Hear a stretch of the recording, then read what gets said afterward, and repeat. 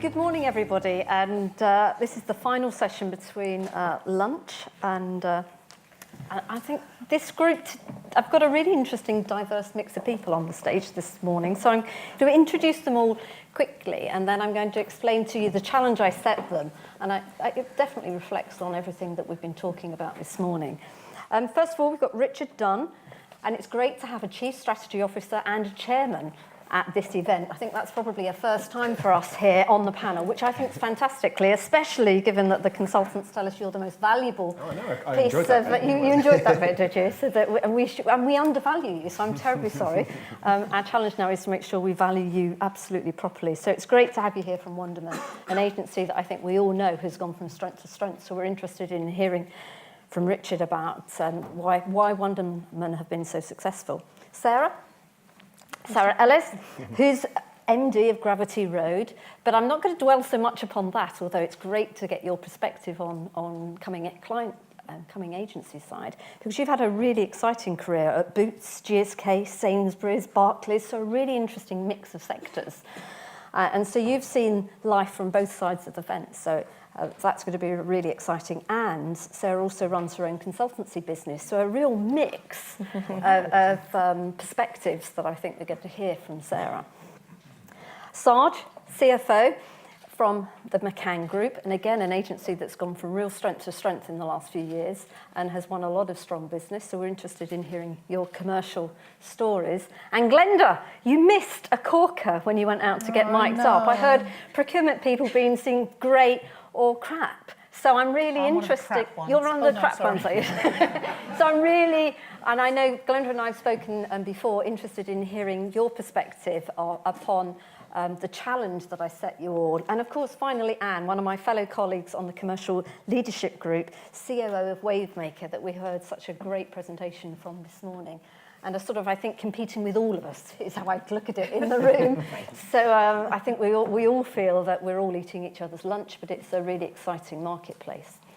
I think what struck me particularly this morning was how often we're all very angsty and we're worried and we panic a lot, or we feel the business world is under a lot of pressure. But I think, what we heard this morning was the reason so many new competitors are coming into this space is because they see that the business sector or marketing sector is growing so much.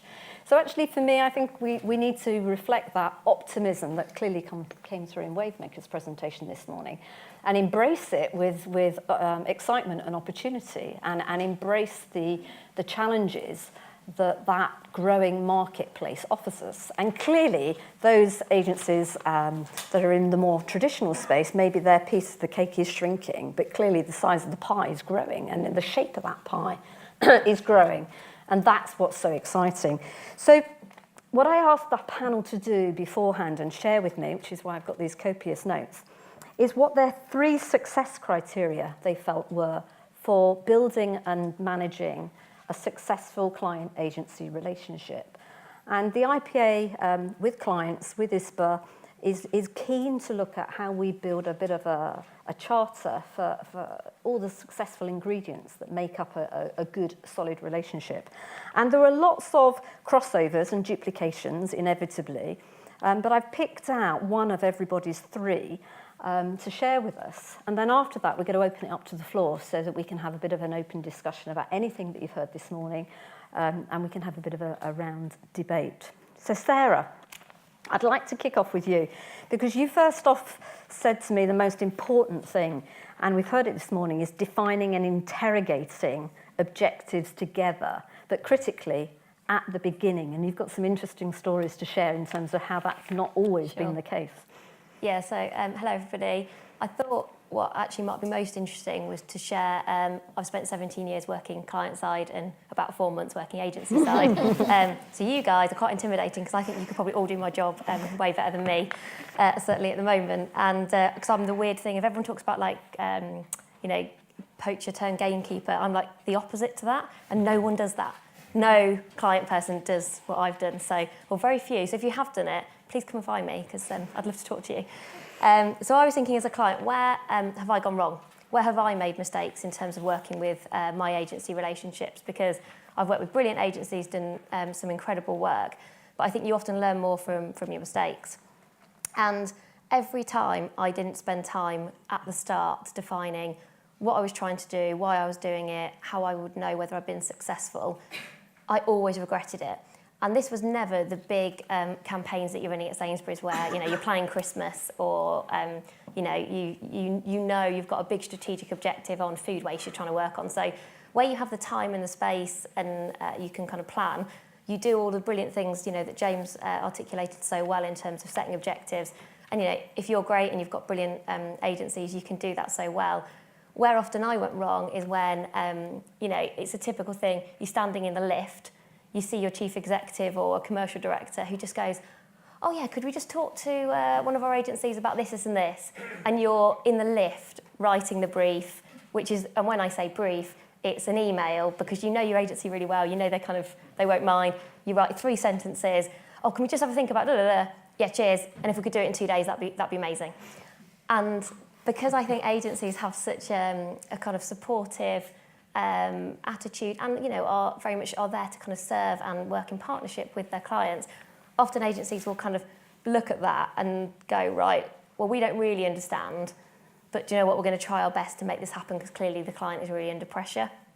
And where I've really appreciated my agencies is where they've always challenged me at that moment and gone, do you know what, we don't know what you're talking about, or we just need to spend even if it's just half an hour talking about this because it isn't clear what you're doing and really what you want to get from it. And sometimes it's because you're there in your, in your brand, running around between your 4 million meetings that you have to go to back, and actually you just haven't had the time to kind of absorb and reflect and maybe even challenge to say, okay, do we actually really need to do this? You've almost just been told something, often by someone more senior, and your reaction is then to go and tell somebody else that as well, rather than having that time and space to think, is this the right thing to do? Do we even need to do this bit of work?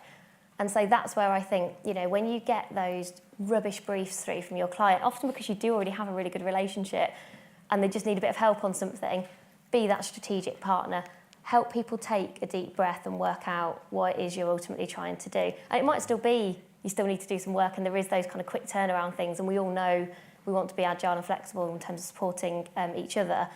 But every time I didn't do that properly with even just that kind of taking a deep breath moment, I really regretted it because you end up with something that was really different to what you thought. It didn't answer the brief that you had in your mind that you sort of just assumed that some way everyone would work out exactly what you were thinking. So that, I guess, was the thing where I kind of come back to time and time again. It's never the really big ones where I think you go wrong because you spend a lot of time thinking about that strategically.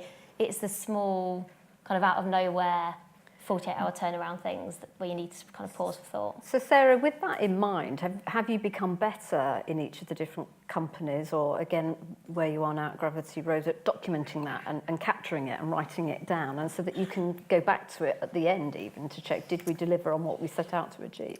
Do you know what? I think it's probably less about, is it just writing it down, and more about having the conversation. Right. Is the bit that I would really look for from my agencies. It's even if someone is texting you or giving a call to go, let's just talk about this. And then if it's clear that you don't have time to write it kind of down, even if it's half a page worth of then articulating it. So yes, you do need to get to write down what it is you're trying to do and how you'll know if you've succeeded. But often it's more even the step before that of just going, don't accept the 2-line email that is essentially a client trying to get away with briefing in that way. And they'll be doing it for loads of really good reasons. It's kind of no one's fault, but you'll never get to brilliant work, you'll never get to really good outcomes. You just end up having to do it again anyway. So ultimately, everybody loses and it's frustrating. You don't do what you need to do, and you need to support clients to be brave enough and strong enough that sometimes it means that they've got to go and say, well, no, we can't do this in 48 hours, or no, I need a day to pause for thought to think this through properly with my partners. So it's more about the agency ensuring that they challenge, they define, they interrogate, and they agree those objectives rather than sort of rushing off too quickly on anything. And don't be frightened to push back to a client and get that landed, or at least document it or write it down so that you can clarify if you are in the same place at the kick-off. Thanks, Sarah. Now, Glenda, let's come to you. Which one did you pick? Oh, which one did I pick? No, see, Glenda's the only one I haven't got to this morning. I couldn't find Glenda. The one I picked of yours is about how fast the future is moving. And certainly for me this morning, we heard that really large from Daniel in terms of what 2060 might look like, and it really made me realise how internally and how today and next week and next year we're focused. And actually, we really, when you look out to 2060, it's really scary. But I've picked out of yours exactly that point. The future is moving even quicker than sometimes we think, and that we must do so much more with a budget that might actually be the same size as last year. It may actually be bigger than last year because technology, and there's all sorts of aspects of the marketing budget. But you were talking to me about how agencies need to embrace much more openly and keenly and collaboratively how many things that budget needs to do, and that therefore we need to bring more people together in the process rather than fight for pieces of the pie. Yeah, I think we refer to it in Oxfam as agencies playing nicely.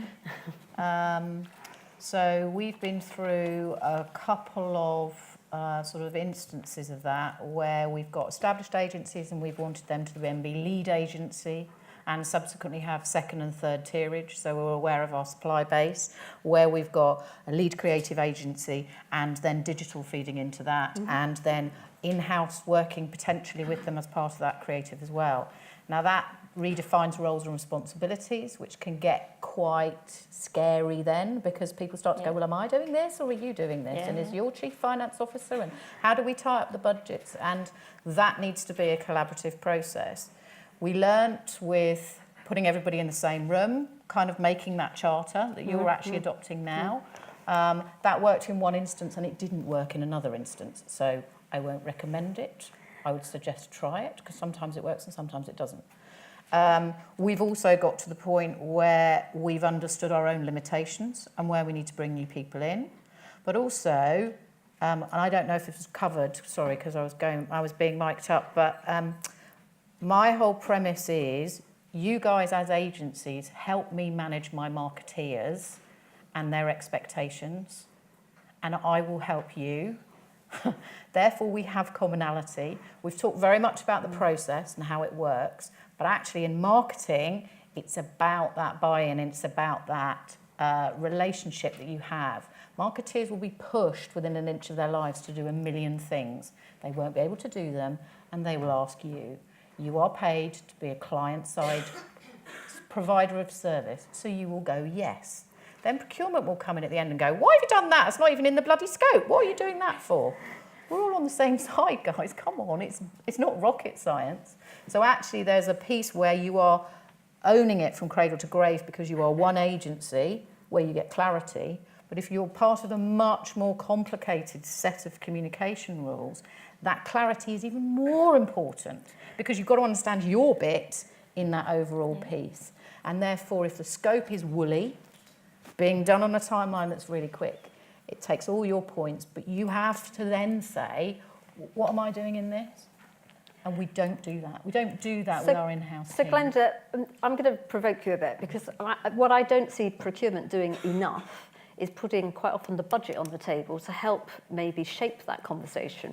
Because obviously, if the budget's big, you can do a great deal more. I know it's a negotiating tactic, but actually you could argue it would be more successful and we'd get to the end quicker, faster, in a better place if there was more openness at the beginning about the size of the budget and what we need it to do, if only to flush out what you can and can't do. Because I actually do believe you can do a great deal with a little budget.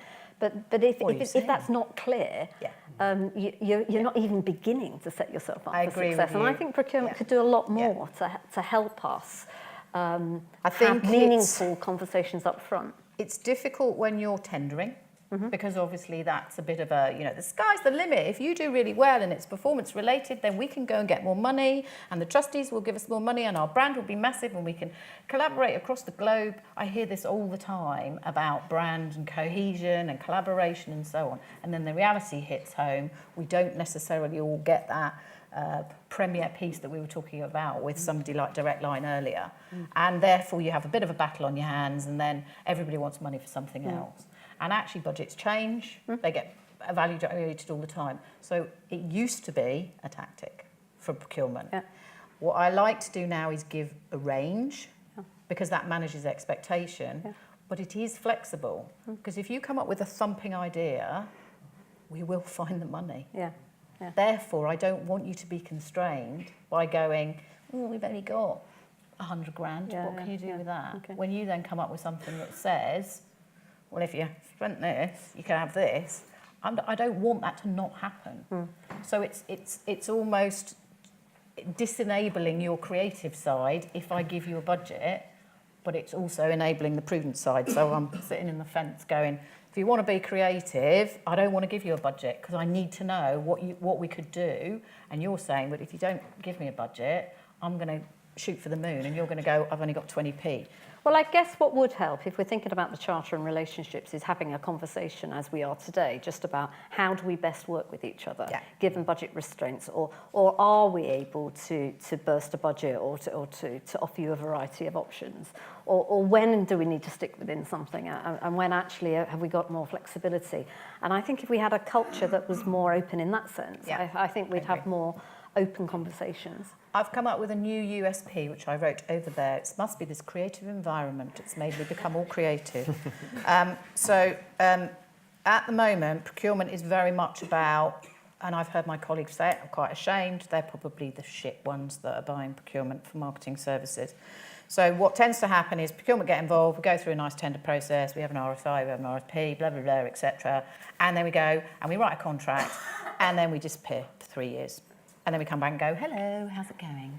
Now, you will know that doesn't happen. Every year since we've had Y&R, etc., we've had a supply review on an annual basis. You are talent that we buy in exactly the same way as you buy resource. We buy agency resource, we buy supplier resource. It's my job as a line manager to manage my category managers and my buyers, but also where I spend money in contracts. And actually, contract and contact a one-letter difference. So when I write a contract, I need to make sure that the contact is defined within that, that says, for the next 3 years, you're not going to not see me. I am going to be there at least once a year, at least once every 6 months on the onboarding process, if not every 3 months, because I need to know how it's going. The whole point is this is about chemistry. It's about the relationship working. I've had agencies come to me and say, it's really not working, we'd like to leave. That was horrendous. Not on my watch, doesn't happen, sorry. Good. And actually, procurement should be encouraging that. It's, if your procurement department aren't doing that, I will personally say to you all in this room, bloody ring me up, because I will ring them up and give them a piece of my mind. How about that? There's an invitation. Now, a real shift and a change, actually. Richard, you were unique in this reply, so I want to know whether this is something unique to Wunderman. I don't know a lot about procurement. Oh, no, okay, well, that's why I thought we can train Richard. Richard, you were the only person on the panel today that said something about the relationship, that one of the key success criteria of the relationship was to ensure that you're constantly innovating. Now, that's something that maybe procurement, finance, people don't necessarily kind of encapsulate, and chief execs, client leaders talk about relationship management. What do you mean by the second most important thing is to keep innovating?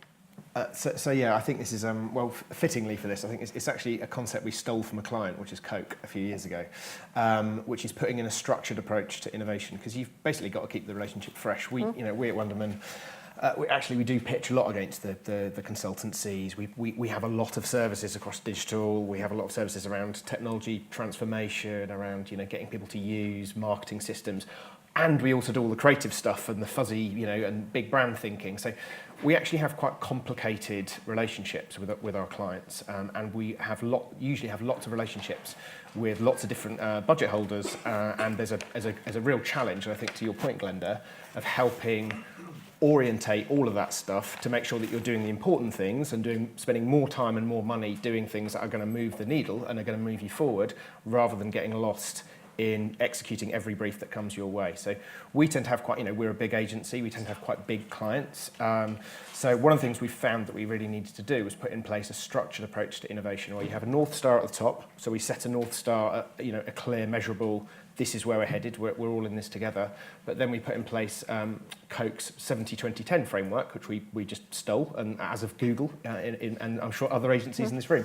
But we actually structure our vision documents for that client and say, look, this is your overall vision. In the 70%, that means we're going to do best-in-class business as usual. We're going to get better and smarter at doing every campaign, every bit of creative. It's going to be more insightful, more results-driven, more effective. But we're also going to put in place 20% of our time to focus on what's next, trying to do things which kind of evolve what you're doing at the moment. And that might be transforming a customer journey with technology and data. It might be, trying new channels that we think are going to be more effective, but you've never risked doing before.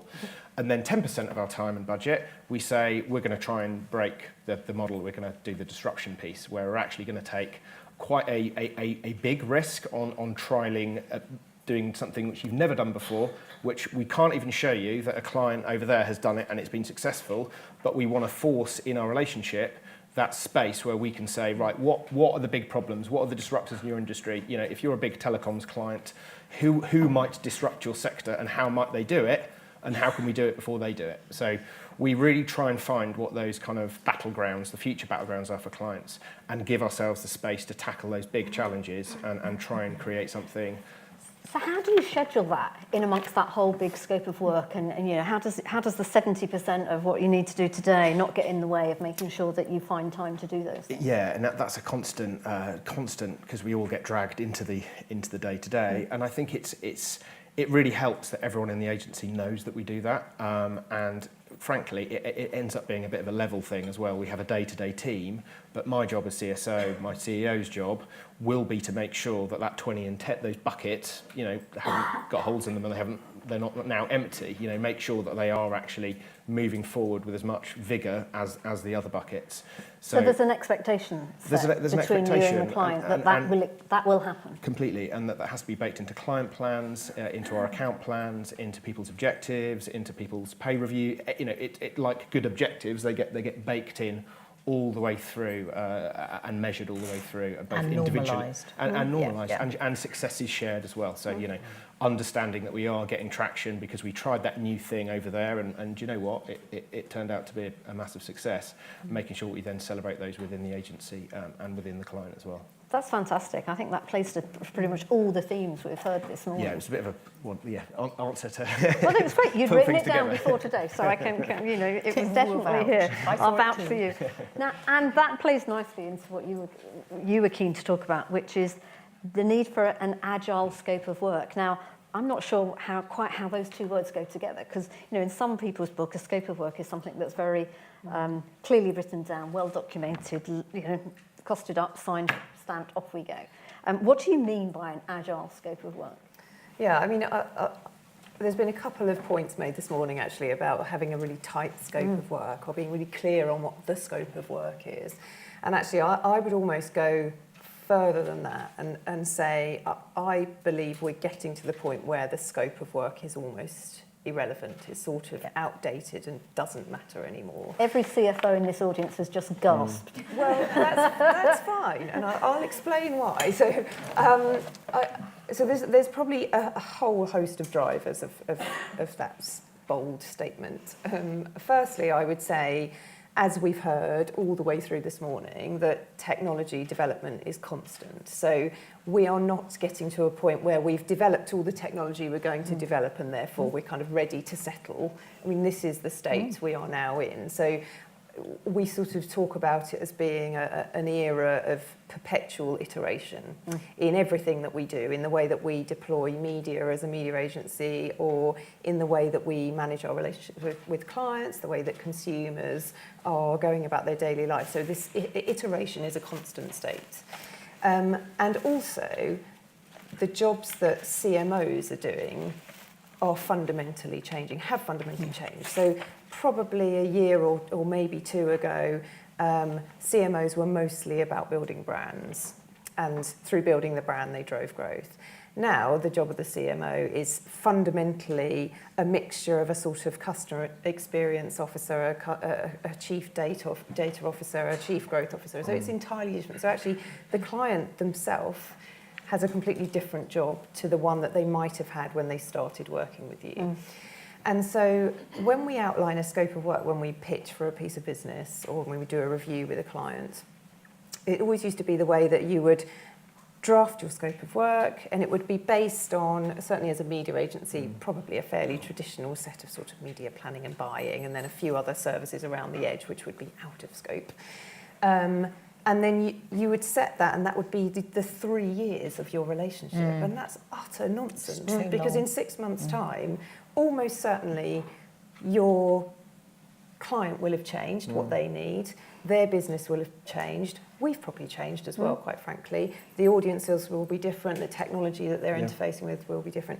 And so you either have to go into that relationship now expecting on both sides that at least every 6 months you're going to fundamentally review and revise your scope of work, or you have to establish the basis on which you are contracting with that partner on a completely different set of things. So I would argue actually that certainly for a business like ours, where the breadth of products and services that we can provide is vast, and we can be specialists in any number of those things. And as Tim outlined earlier, actually, as long as you're clear on the growth opportunity you're designing for, you might then pick and choose the group of products and services that at that moment in time feels right for the client. So it's a bit like a Sky bundle. You know, you might pick off that you want movies and you want kids, but you don't really want any of the premium sport, whatever.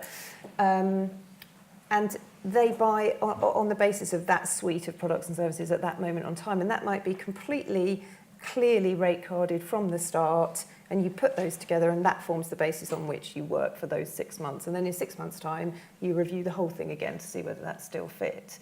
But having a fixed scope of work where you don't fundamentally change or accept that you will need to change is almost expecting that you're already at the limit of what you can provide for a client, which is just an incredibly disappointing way to start a relationship. So how are your client teams and your agency teams and your client teams managing that process on a day-to-day basis? Because, I mean, it feels absolutely like the sweet spot that, as you say, you don't necessarily know how that campaign might evolve next week, and therefore how you might want to iterate it or change it. Yeah. So how do you manage some of the mechanics of who's being assigned, how fees are being agreed? What's the structure you put in to enable that process to thrive? Yeah, I mean, I think the first thing is to really almost to segment your suite of products and tools so that you're really clear on what services you can provide, in order to be able to say, these people are expert in this area, these people are expert in that area, and have a very clear view of the boundaries that exist around each of those products and services. So someone earlier on in one of the panels mentioned breaking out a design and delivery as functions, and we have that as well. So that's the way we structure our business. So having a group of people that do design, so design solutions to purchase journey problems in our case, that's a high value service. So once you know that that's a service that the client needs, because that's the brief that they've given you, you can very clearly ring fence that as a proposition, and you design, you know, your team around that.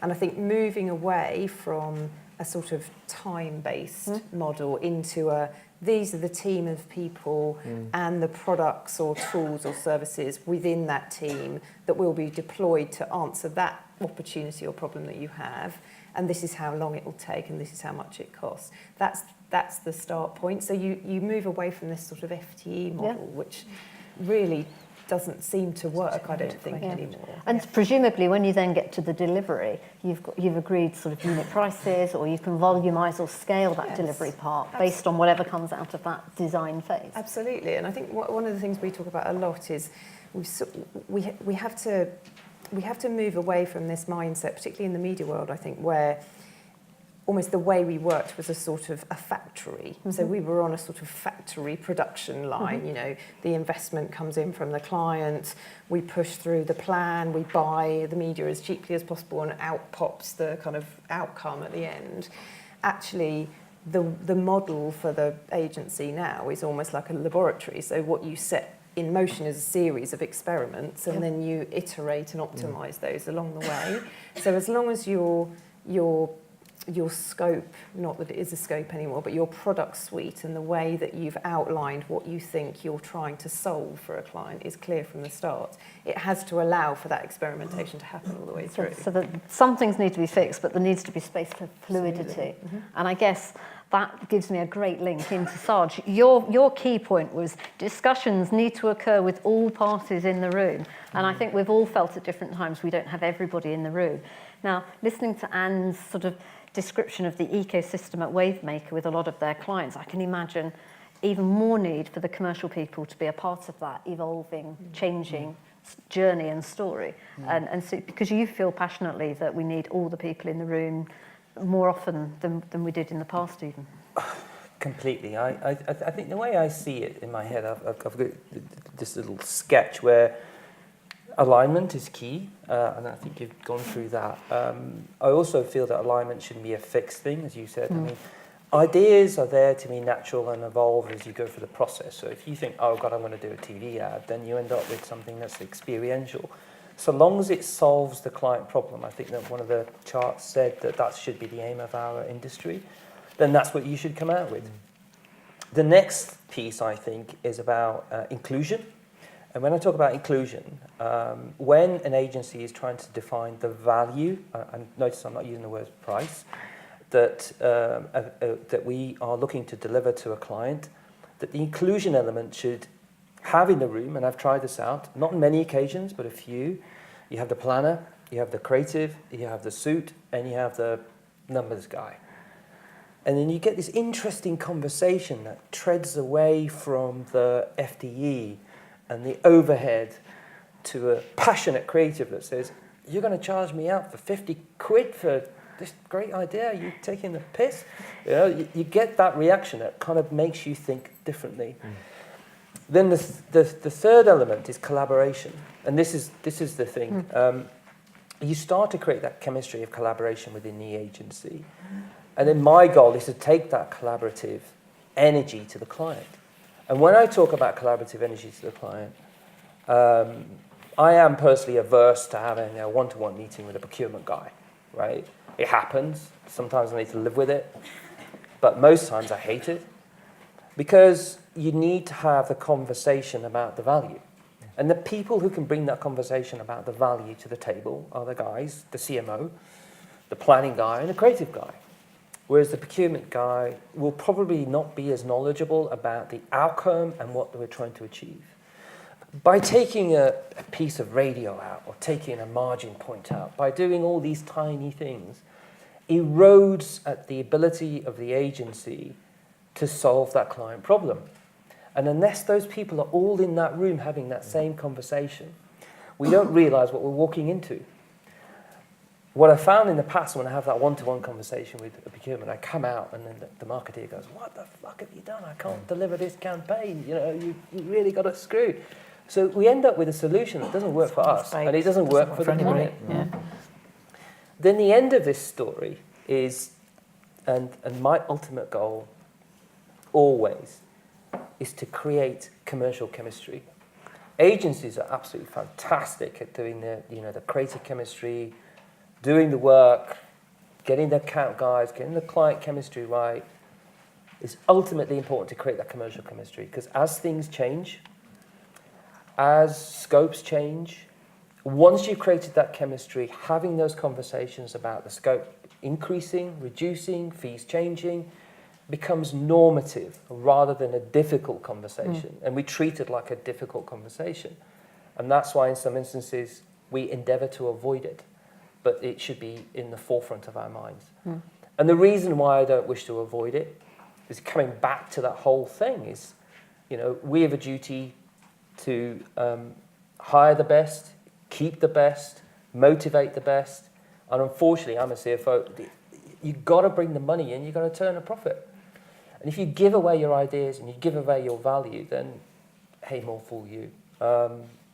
Does that answer your question? Yeah, I think what you're describing is something I'd call commercial flexibility, Yeah. which feels frightening for in some respects, But actually, you know, where there is risk, there is always opportunity. And if we can agree with clients sort of the framework around our commercial terms, the way we're going to work, we actually create maybe a common language that enables us to have those conversations. As you say, I love the word naturalise them, so that people don't feel feared by them, but it's a currency, it's a language that's always ongoing. Because, you know, what really struck me from the independent agency panel were the words that came out for me that I was writing: flexibility, adaptability, future-facing, agility. You know, we're talking about an ecosystem that's moving, so we need some frameworks and some rules, but that give us the language to be able to move around, and then I guess check in more regularly to ensure that we're either in total on budget, or the picture, or the shapes of the picture might have changed, but the total may still be okay. Or if it's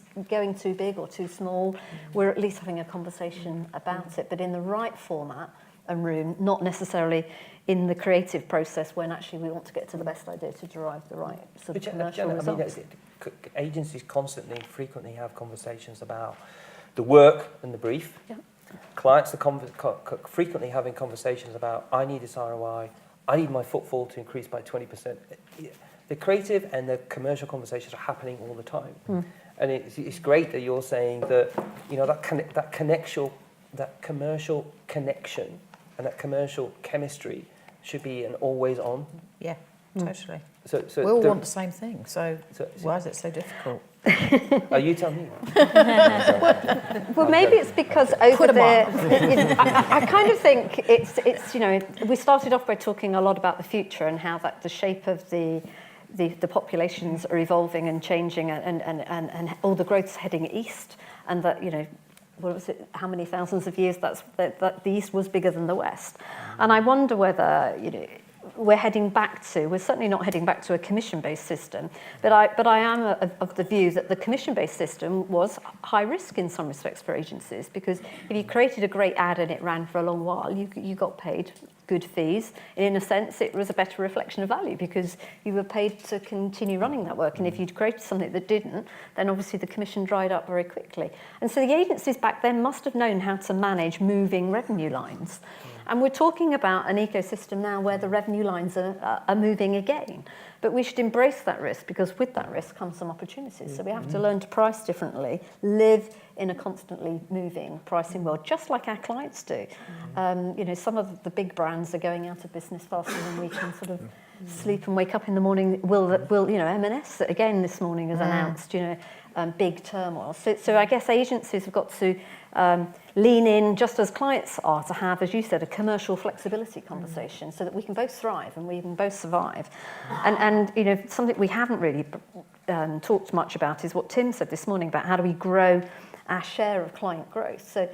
So Anne, how have you, you know, maybe this is the last question and we'll come back to the audience. How have you grown your share of client growth, your kind of your market share, I guess, of that client's purse? Yeah, I mean, I think our Tim described it as our obsession with purchase journeys, which feels like a strange phrase, but actually it's kind of true, because every problem that comes to us or conversation we start with a client starts with that understanding, so that deep understanding of how a client's customers currently move around the purchase journey, and where the points around that journey are that are not optimal. So where can we intervene to push that customer faster to the action? And in understanding that, that's where you start to unlock opportunity, because previously, if our job was we're the media agency, so we plan and buy media, then the answer was plan and buy media. You know, it doesn't matter what the question is, but that was the answer. Whereas now the answer might be, well, actually what you need to do is to set up an e-commerce platform that you haven't done before. We have a team of specialists that do that. This is the kind of work that they normally do. You're welcome to work with them, or we can help you create an RFI in the market for other e-commerce practices, and you can talk to 3 or 4 of them and put our team alongside and see what you think. Or it could be, you know, actually you shouldn't be spending any more money in any kind of above-the-line marketing solution until you've rationalised your product range. You know, you have far too many SKUs in the marketplace, and actually what you need to do is help the consumer understand the decision that they're having to make more clearly, and then come back to us and talk to us then about, you know, what the right way of marketing that set of products is. So it's sort of elevating the conversation to, I suppose, what's more of a consultancy conversation, rather than we're providing a service that you've already paid us for on a monthly basis and we'll just buy some media at the end of it. It's how do we really understand the marketing challenge that you have as a client? How do we understand how any of the various marketing levers, whether it be a technology or a data one or an analytics one or whatever, how can we deploy our skills, our products and services in a way that enables you, Mr. CMO, to achieve your growth objective in a way that is disproportionately beneficial versus the market that you're operating in? So it's very much about agreeing what the business commercial goals are at the beginning, looking at how you best solve them, which could be, you know, take away all the swim lanes and fish anywhere and everywhere, because who knows where the answer is. And commercially and operationally learn to navigate that ocean in the best possible way. And that's where the opportunity to grow our collective businesses resides. I mean, clearly, that's our much more ruthless dynamic ecosystem to the sort of more the old tram lines, but equally that's dynamic, it's opportunity, and agrees some frameworks. And I just want to add one point. Sajad raised a really important point earlier about the importance of collaboration. Yeah. And I think one of the things that is really difficult at this time is that there is such a proliferation of potential suppliers of all of these services that clients are working with, and might be going direct to vendors like Google, and it might be working with multiple different specialist agencies. But the thing that agencies are brilliant at, because we've always had to do it, is collaboration. Yeah. We are excellent at bringing together different groups of people to work on a brief together to answer a client's problem. And in some ways, that's why I feel really confident about the role that agencies have to play, because regardless of whether you end up bringing your programmatic in-house or trading directly with Google or whatever the answer might be as a client, ultimately, you still benefit from the collaborative approach that agencies are expert in taking. And if you don't recognise that, almost certainly as a client, you'll have to employ someone in your own team whose core role 100% of their time is spent on managing those agency relationships. And that, to me, doesn't seem like a very smart investment for a client. Yeah. Thank you. Now, I'm going to open it up to the floor if there are any questions. I definitely feel today we've had a more collaborative, open dialogue in both on the stage and with the audience here. Are there any questions? Oh, they're behind me. And Liz, can you help me here? Are there... Which one should we... Anna, one's up. Why don't Anna take one and Glenda, why don't you pick one of the other two? Oh, God. Glenda, should we take the last one? Glenda, it's fine to say the agency needs to help you to make the marketing team understand the budget situations.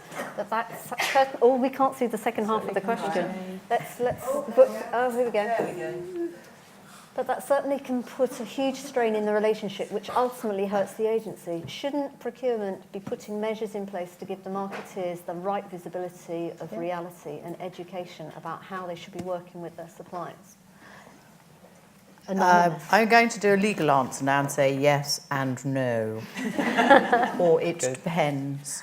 And it depends very much on whether you've got a CFO, like you, who's very amicable and easy to deal with, or hiding away. Depends how much. It also depends on your marketing department and how new they are, and how established they are, how confident they are in what they actually want.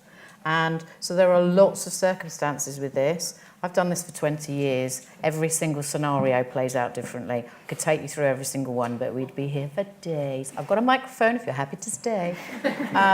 But you're right. Yeah, I'm not arguing with that. I'm saying that we're at the table. The CFO should be at the table. Marketing and comms directors. Subsequently, the account team.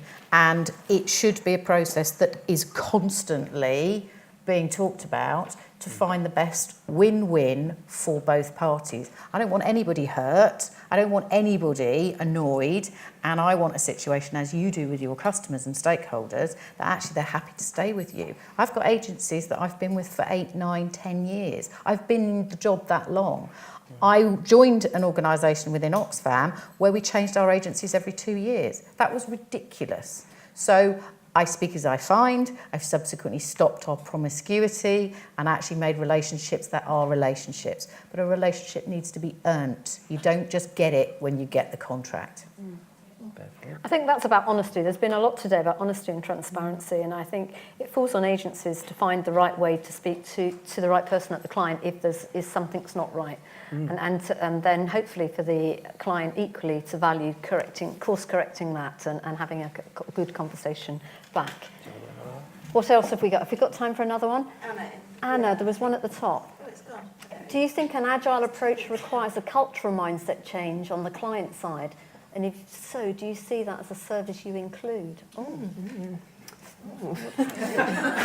glad you've got that one. Alan? You just say yes. Alan, and move on. do you want to explain that a little bit more? Alan's over here. Yeah, I think it's a fairly popular topic at the moment in terms of being more agile and moving clients. Yep. We're all saying very similar thing. But for us, it kind of requires that to be met on the client side, bringing a whole new working approach. The client doesn't understand it. Yeah. The approach could be right, but the solution could fail. So the question kind of we look at is what role do we play in educating the client and teaching them this new way of working? I don't know if it's helpful. I think one thing, so Sainsbury's is 150 years old and has 200,000 people. And so Agile and 150 years old is potentially a kind of dichotomy. Yeah. But even somewhere like Sainsbury's, and I was there for 6 or 7 years, by the time I left last year, we're recognising the value of agile working in a more agile way in terms of how do you get things done quickly by testing hypotheses. And it's fascinating. If you look at, if you get Harvard Business Review this month, on the cover of Harvard Business Review it's all about agility. Sounds a bit like it's about flexible working. It's actually not. If you read the article, it is about how agile thinking and an agile approach is starting to impact all organisations, all teams. And I think the reason it works for the bigger, kind of really complicated organisations is it's your only way to find your way through stuff. Because if you're Sainsbury's and you're trying to launch some new distinctive products, if you have to go through and do things in the way that we've always done things, it'll take you, if you're a bank or whatever, it'll take you 12, 18 months. Yeah. If you adopt Agile, somehow it gives you the freedom and the flexibility that Anna was sort of trying to describe within a framework. And I think that's massively appealing to lots of clients. Oh, there's sort of a framework, and then we have quite a lot of freedom and flexibility within that. And I think as an agency, if you're actually going to a client at the moment and talking about, if you genuinely understand Agile, and I think you've got to really understand it, because your client might assume they're knowledgeable. They won't always be, but assume they are. If you can go and help them with how might we work differently that adopts some of these principles, and what would the benefit of that be in terms of the kind of the new world we find ourselves in, where you do have to respond quicker. As a client, you have to change direction, way more frequently than you have done in the past. And if you can do that together, I think that's a really kind of powerful conversation you can have with a client. I think the question about do you see that as a service that you include is a really interesting one, because I suspect most clients, I'm not sure they would pay for that as something additional unless you were smart and wrapped it up into some sort of product that, Anna was sort of talking about, be clear about what you offer.